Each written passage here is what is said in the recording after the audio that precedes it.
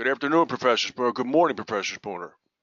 Good morning, Frank. So it's been another interesting week, and I am interested in the increasing amount of information about health that is being circulated to us from new media sources. There's I'm trying to think of all the ones that are named that I know now, but the University of California at Berkeley is sending things around to people that have nothing to do with the university. The Harvard is doing the same thing, and the Washington Post is doing it. And this morning I got what claims to be the first weekly issue of a Financial Times publication on health.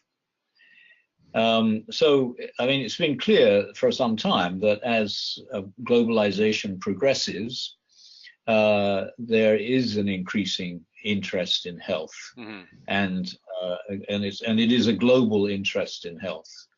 And I mean, partly, I suppose, because of the health medical tourism that's been increasing, but there's all sorts of things going on in our attention to health and to nutrition. Right. That is becoming much more intensive than it used to be, and it's interesting because the medical profession is not really very well organized, so it's left to everybody to choose their own doctors, and it's easy for some of us to do that, and it's not so easy for others. And there's been a lot of other things in the media recently to the effect that there aren't enough doctors. Well, in addition to being able to choose your own doctor, you can also choose your own study. When a study comes out talking about the negative effects of something, you can easily find another study that refutes it. Yes, and that's especially the case with nutrition. What we're told is good to eat and what we're told is not good to eat keeps changing all the time, and has been changing for some time. As an aside, let me just mention this to you. You might find this interesting. I was at a reinsurance conference yesterday, and for about 20 minutes, the panelists went on. It was a little bit of an aside, but it expanded into 20 minutes.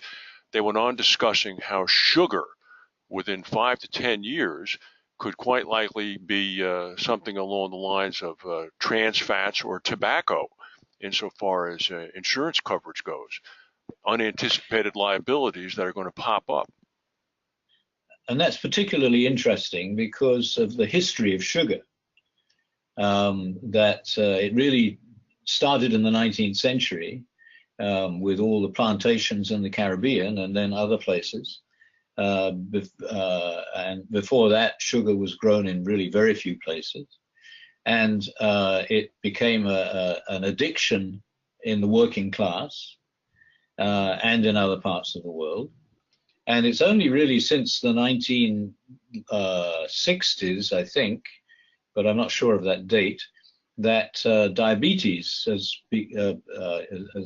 become a health problem that gets more and more attention.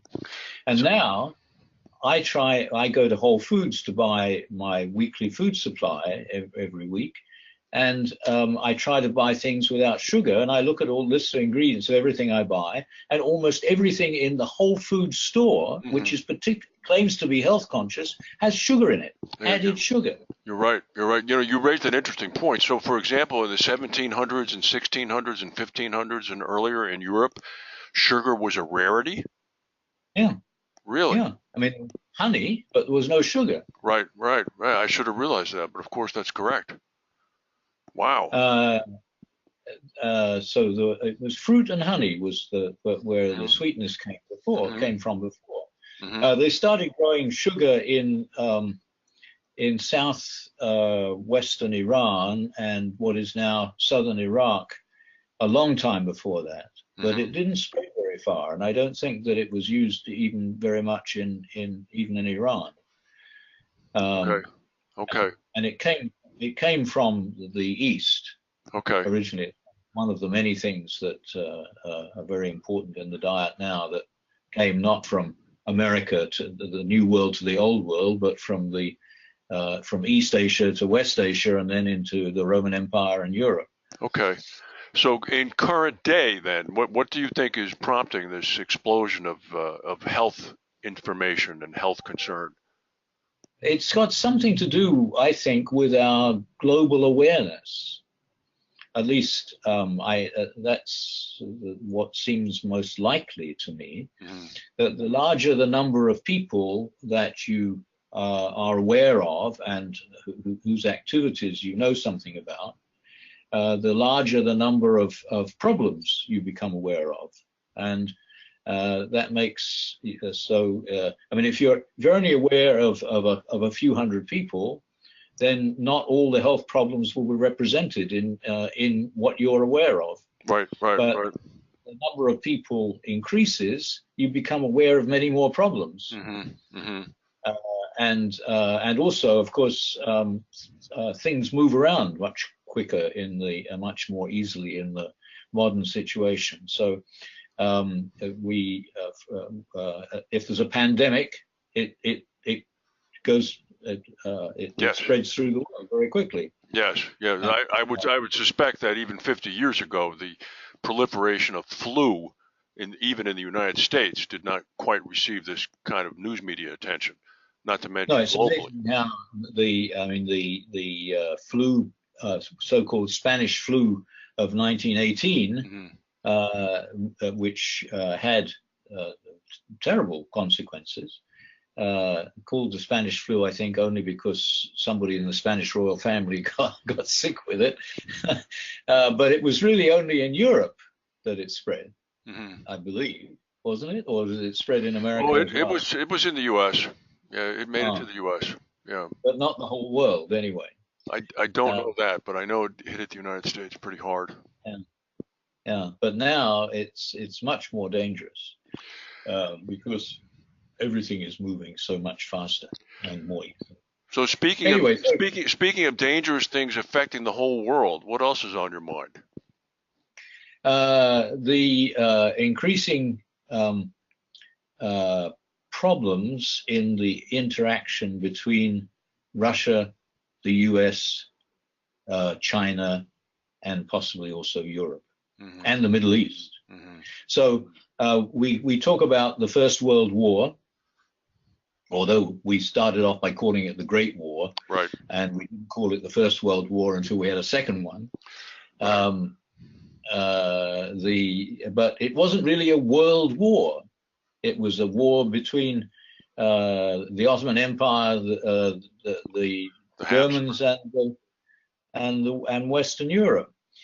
And then the Second World War was really between Germany and Europe, and then America joined in, and the Japanese took advantage of it. But it wasn't really a world war in the sense that we might be at risk for now. Right. And the Economist recently had a special issue on, I think it may even be the current Economist, that we got it wrong about China. How so? What did they mean?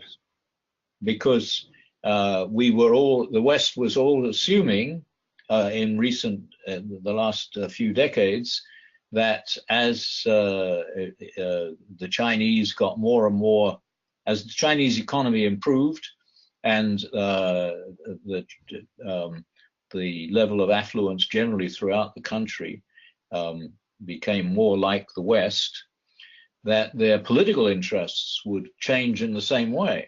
Yes. And that the communist regime, which was obviously changing anyway, would become much more like a Western democracy. Right. And yet what has actually happened in the last couple of weeks, yes. Nobody really expected at all, that it's become a one-man dictatorship. Yeah. But a very efficient dictatorship, because he's got a national party, mm-hmm. that supports him. Mm-hmm. And his first and primary objective is to make China an equal on the world stage with America. And that is not necessarily a bad thing, but it would be much better if China was a democratic country. Because China, and one of the things he says, and has said many times, is that the Western democracy isn't working anymore, and that's not entirely untrue. No, it's not. And the Chinese have a system that works. Well, it works. It works to some extent, yes, unless you're a Uyghur. It's amazing what they've achieved. Oh, yeah. Difficult to find another country that has achieved so much in such a short time. So that's the Chinese situation. And then, of course, Russia, the Russian Federation, is becoming more and more a different sort of problem, which is in fact more worrying because, well, the most recent thing, of course, is this assassination or murder of an ex-spy in England, which it's very difficult to work out how it could have happened without the Russians doing it, because it was done with a Russian substance. It's impossible. And yet, of course, Putin denies it, and there's been quite a strong Russian objection to the accusation. But before that, there was what Russia was doing in Ukraine, and the concerns that a lot of people around Russia that had a particular sort of history of interaction with the Soviet Union feel about Russia now. People are worried about Russia. I mean, there's a certain one. It's difficult to know exactly what's going on between China and Russia, but there's no obvious signs of any problems between them. But it's obvious that Putin is popular in Russia because, to steal somebody else's phrase, he's interested in making Russia great again. Right, right. Well, it's a very dangerous time because what Putin is doing, obviously he's testing and probing, trying to see if he's going to get a response back, both in terms of what he did with the assassination and then what he did with the Western elections and the American elections. And it does now look as if there are responses that are going to be forthcoming. Now, you know, what the British did with the economic responses in London, that's going to hurt. That's going to hurt a number of his oligarch buddies if they freeze all that money and make things difficult for them. I mean, in my opinion, Putin is two things. He's the leader of Russia for all of the reasons we talk about, but he's also almost the head of one of the largest crime groups in the world. And that second part, I think, is critical underpinning to his maintained status as the leader of the Federation. And Russia is a really interesting country. And has been interesting for a long time, even when it was just a standard sort of empire. I mean, it's amazing what Russia has done for Western music, Western literature, just by a few people getting interested in it and spending some time in Paris. And meanwhile, life in Russia itself has always been behind in various ways. And that, of course, changed under the Soviet Union with Stalin, but still so that it became, and the term statist has been used a lot recently to describe just exactly what the system was. because the state controlled everything in a way that was very different from the welfare state of Western European situation. But it really doesn't work as a nationally integrated society of the population is about 135 million, I think. But it's such an enormous territory which has almost no infrastructure. There's still just one single track railway from Moscow to Vladivostok, I believe. I think you're right. And large parts of it have just been laid waste, really, by industrial activities. Terrible environmental problems there. Yeah. It's not a good situation, and as a result, in some respects, when he turns inward and looks domestically at the task there that needs to be accomplished, if it ever could be done, I can see why he looks back in the other direction, outward, and tries to create mischief on the foreign scene. Yeah. Well, but go ahead. He does have so much territory that as long as he gets re-elected, which he seems to be able to organize quite efficiently, there's really no limitation on what he's trying to do. Well, we know he'll be re-elected this weekend, right? So when we speak next week, we can talk about his victory. We'll have plenty of time to get ready. So, okay. All right, Professor Spooner, thank you very much. All right. See you next week. Bye.